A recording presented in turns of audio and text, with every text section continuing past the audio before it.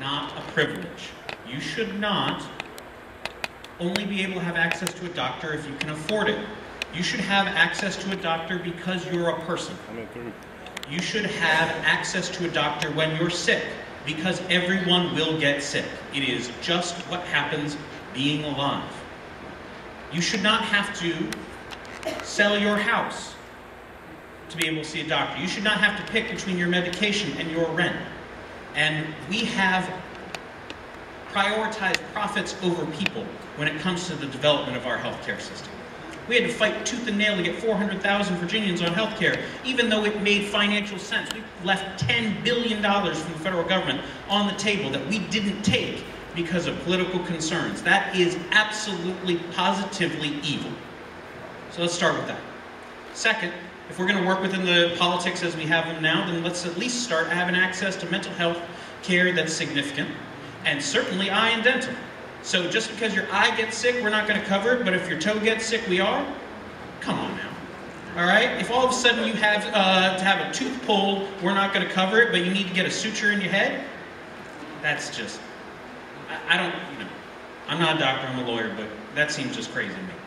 So expand access, expand affordability. Make sure that someone who is sick has access to a doctor. I don't care what kind of illness you have, I don't care where you come from, what your affordability and ability to pay is. We need to make sure that you have access to a doctor. And you know, when more people have access to a doctor, they use it. I mean, it sounds kind of simple when you say it like that, but it's amazing how much less expensive it is to care for someone on the day-to-day than it is just when something goes bad. If you have diabetes, it is not expensive to be able to maintain, get your insulin, make sure that you are having quality of life. But if you ever go into diabetic shock and you got to go to the hospital, good Lord, you better put your house up for sale right then. Especially if you don't have health care.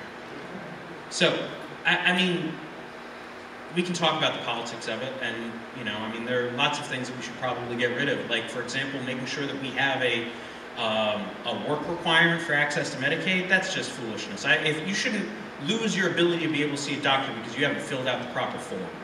All right? You should have your access to doctor because you were born. So,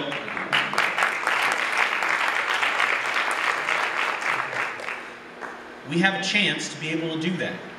We have a chance to be able to expand access, to be able to increase affordability, to be able to make sure that the person who walks into the doctor's office walks out better than they are, and not with an empty pocketbook. And all we have to do is be able to make sure that the people who are going to be up on this stage are willing to be able to continue not just the fight for Medicaid expansion, but the fight for equal justice and equal access to a doctor.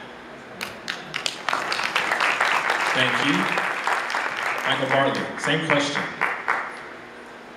So, I